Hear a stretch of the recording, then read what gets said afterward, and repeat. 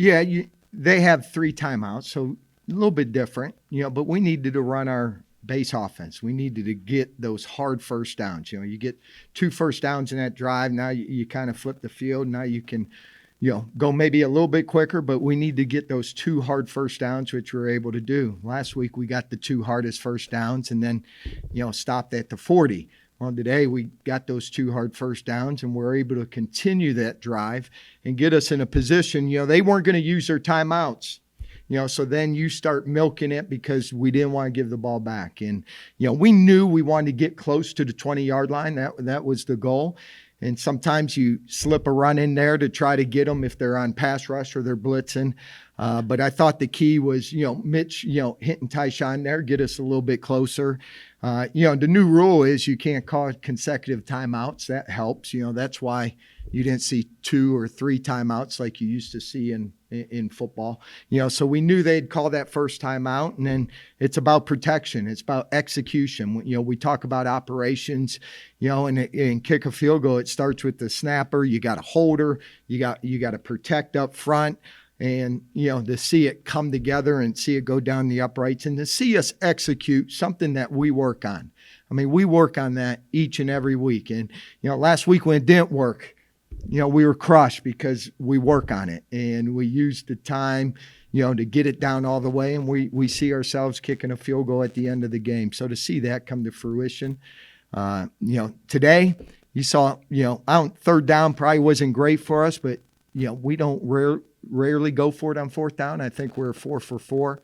And those plays and continuing to drive, I think in the second half anyways, because, I thought both teams settled in to the game the second half. Adjustments were made, go off the field, and number 2 has 120 yards receiving. I saw he had 170. So, we had to make some tweaks.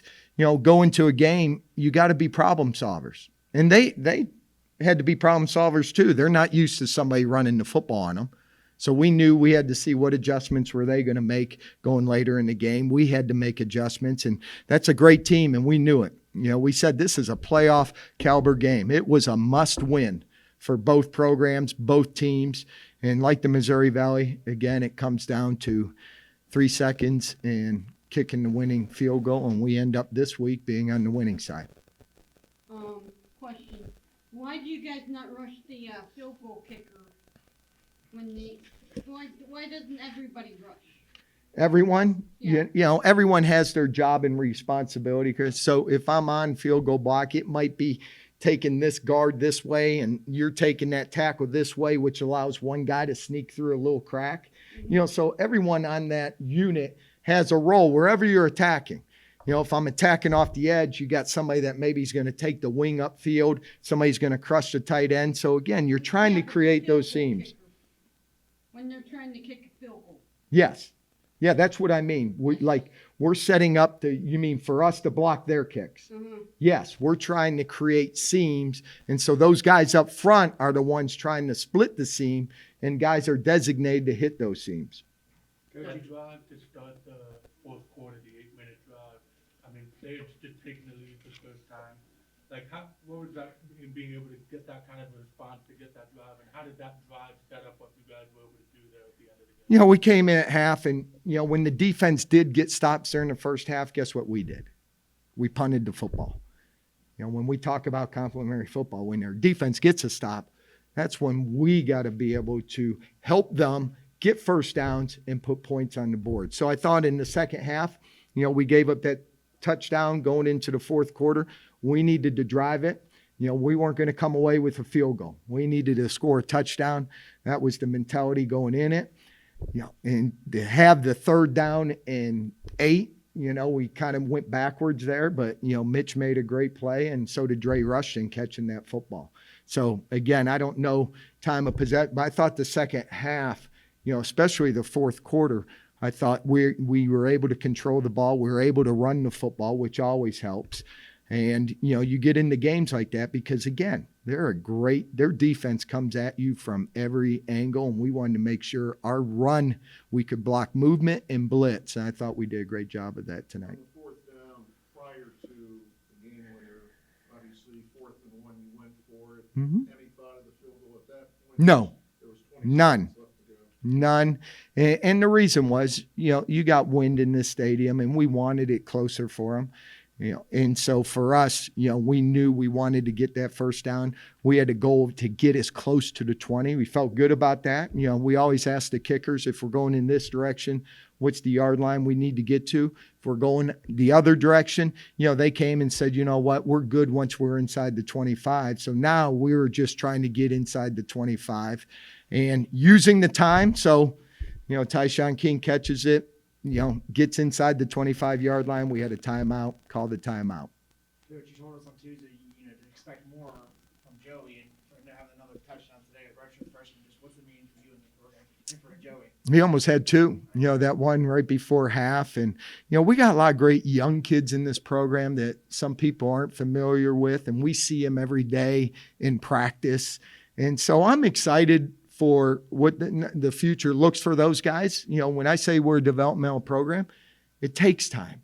Joey played 1 year of high school football, but was a great athlete, as a basketball track guy. So coming from the spring and learning to run routes and catch the football, and to see him make those plays, in the beginning of the year, we didn't know he would be able to do that, but he progressed, just like Des Lee has progressed. So we got a lot of those young guys where, we go into our half of the season, you might see a little, some other young guys that maybe be able to help us, knowing you're not burning their red shirt.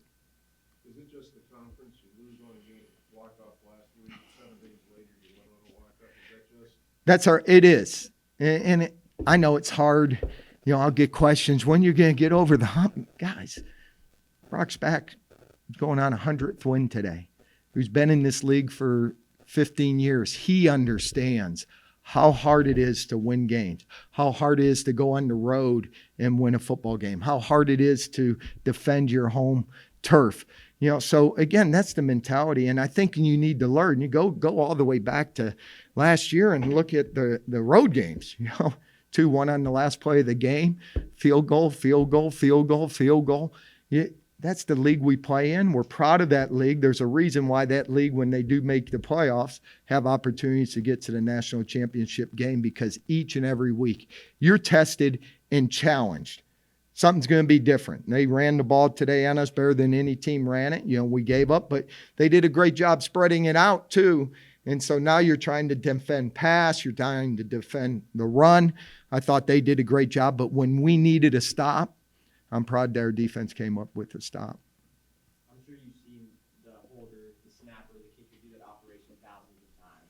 What's it like, in that moment for those three kids that have been on that moment 1,000 times, and now it's here in the big game, big moment. What's the feeling? I'm so proud of them, and to see them be able to enjoy that success. And, you do it. You heard Mitch say, practice execution becomes game reality. Friday we do Hurricane where they're running out onto the field with no time and got to get set to kick the ball within 13 seconds and get the ball up because we have no timeouts. We work on it when we do have timeouts. So to be able to see that go from the practice field to the game field, we want to do that in every aspect of our program. And in the fourth quarter, we talk about the 3 phases of football. We need superior special teams. We had a roughing. We got to be smarter than that. And it starts with me. Like, okay, if we're not, then, we cannot get a penalty there. But, get the kick at the end of the game with special teams. Our defense, when they needed to stop, they got to stop. Now the complementary offense was take the ball with less than 5 minutes and take all the time off the clock and do a walk-off field goal. So to see that come to fruition, you're proud of your kids. That's what you want to see. And I couldn't be more excited. And I told them they got to enjoy this. But again, tomorrow, guys, big wins, tough losses.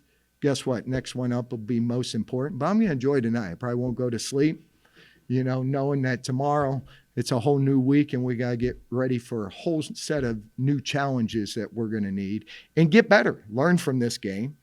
How are we going to get better offensively, defensively, and on special teams?